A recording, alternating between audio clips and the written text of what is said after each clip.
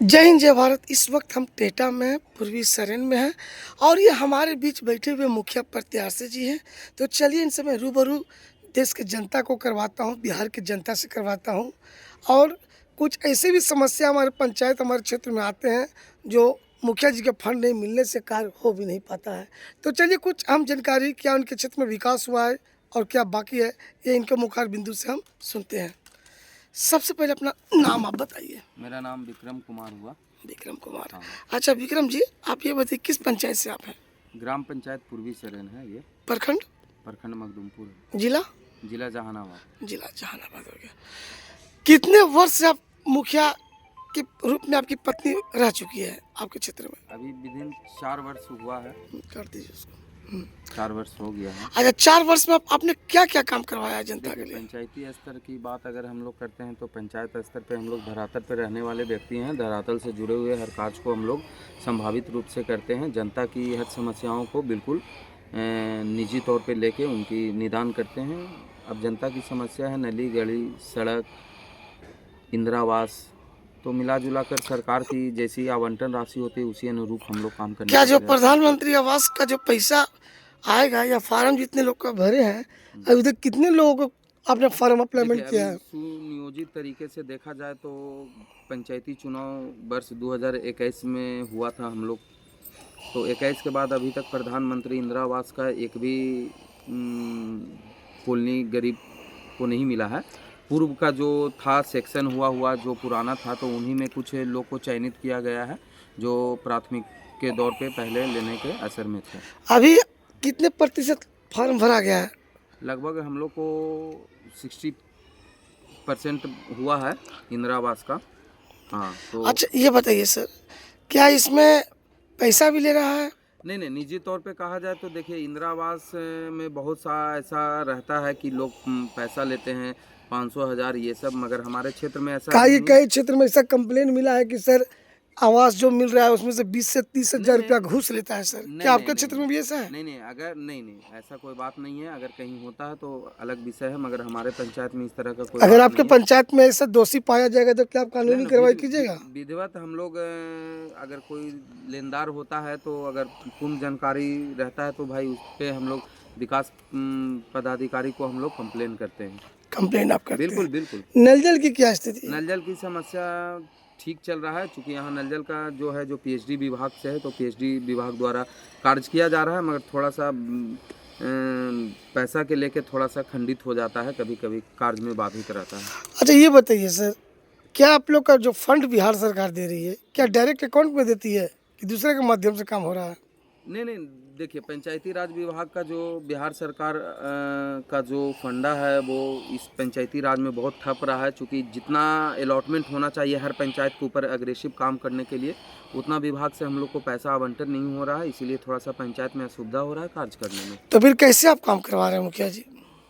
पहले का कुछ पैसा है तो उसी में थोड़ा बहुत काम कराते हैं, प्राथमिकता के आधार पे काम कराते हैं, मगर काम का तो कमी है नहीं ग्राम पंचायत में। यानी जनता को संतुष्ट किए हुए हैं काम से? देखिए जनता तो पूरा खुश होता ही नहीं है, चाहे वो पंचायत चुनाव हो, चाहे वो विधानसभा हो, चाहे वो फिर संसदीय क्षेत्र हो, तो थोड़ा नाराज़गी है जनता के अंदर। अच्छा, कुछ नई सरकार की गठन हो रही है 2025 में सर, देखिए हम लोग क्योंकि इस बार एनडीए बहुत अच्छी सीट लेकर लाई है सर, साथ में जदयू की भी अच्छी सीट है सर। ये मान लिया फुल बहुमत की सरकार बनेगी सर, कुछ आप लोग मांगना चाहते हैं बिहार सरकार देखिए से? सरकार से हमारी कोई शिकवा शिकायत नहीं है, बस हम लोग चाहते हैं कि हम लोग जो कस्बे का जो इकाई लेवल का जो हम लोग प्रधान है, तो इनसे बहुत सारी उम्मीदें बनी रहती है, जनता की बहुत सारी अपेक्षा रहती है, तो सरकार द्वारा चाहते हैं कि हर ग्राम पंचायत को अच्छा अलॉटमेंट करे पैसा को, जिससे मतलब गांव की विकास करे।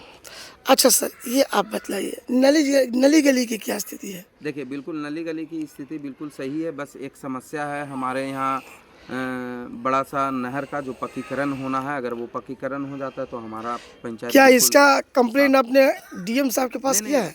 इसका पूर्व से हम लोग 4 साल से हम लोग लगातार लगे हुए हैं। इससे पूर्व सांसद जो थे उनसे भी हम लोग किए हैं, वर्तमान सांसद जो है उनसे भी अनुरोध। यहाँ का सांसद बताइएगा सर। डॉक्टर सुरेंद्र प्रसाद यादव हैं। क्या सुरेंद्र प्रसाद यादव जी के माध्यम से आप लोग को सहयोग मिलता है?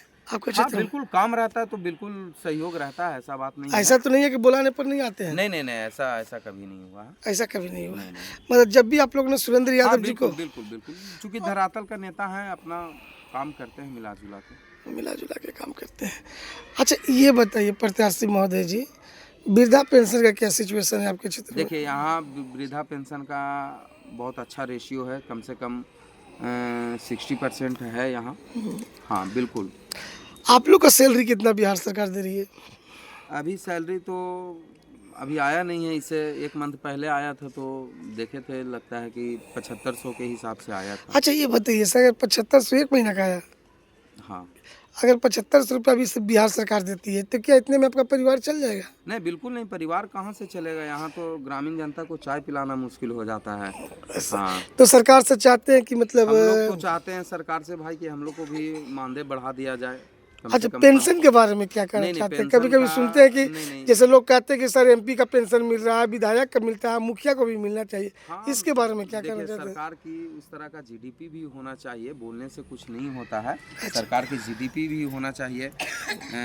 उसके बाद फिर जैसा सरकार की नीति है गठन करेंगे, अगर होता है तो अच्छी बात है। यदि सर किसी पार्टी से आप जुड़े हुए हैं? नहीं, नहीं, अभी किसी हम पार्टी से नहीं 2026 में पुनः आ रही है मुखिया का चुनाव सर, क्या आप फाइट कीजिएगा भाई? जुड़े। देखिए, फाइट तो करना है, चूँकि जीते हुए जनप्रतिनिधि हैं तो फाइट तो करेंगे और जनता को काफ़ी सारी अपेक्षा है हमसे।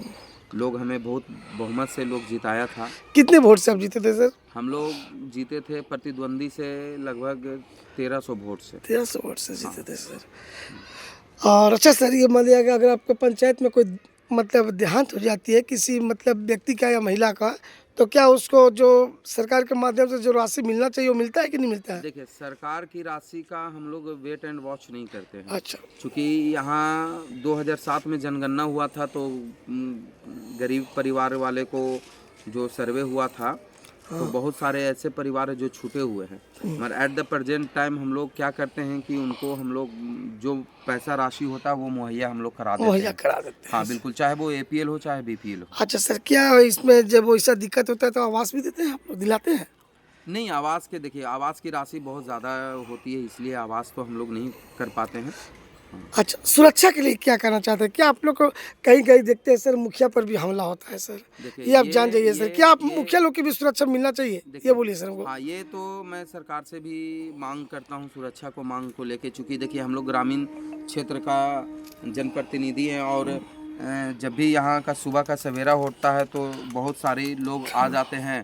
तो बहुत सारी ऐसी महिला हैं, पुरुष हैं जो भाई उनसे थोड़ा सा लगता है कि किसी बात की नाराज़गी रहता है तो गांव का मुखिया होने के नाते हावी हो जाते हैं। तो इस उपकरण में हम चाहेंगे कि सरकार हम लोग को भी कुछ सुरक्षा मुहैया कराए। अच्छा क्योंकि एक क्षेत्र से दूसरे क्षेत्र में जाना रहता है तो बहुत सारी ऐसी समस्या है जिसको जवाब देना मुश्किल हो जाता है। चलिए सर, एक बार अपना नाम बताइए सर। मेरा नाम विक्रम कुमार हुआ। तो इस वक्त देखिए मुखिया प्रत्याशी विक्रम कुमार जी से मैं बात करवा रहा था। और पंचायत बोलिएगा सर? पूर्वी सरेन पंचायत हुआ, प्रखंड मखदूमपुर, जिला जहानाबाद। हाँ मगदूमपुर। तो देखिए अब रह गया मुखिया जी का समस्या, ये तो समस्या बिहार सरकार ही दूर करेगा क्योंकि सबसे बड़ी समस्या है सुरक्षा की समस्या। अब रह गया दूसरी बात, जितना बिहार सरकार आवंटित करेगा राशि उतना मुखिया जी विकास करके अपने क्षेत्र में जरूर ग्रामवासियों को सेवा प्रदान करेंगे।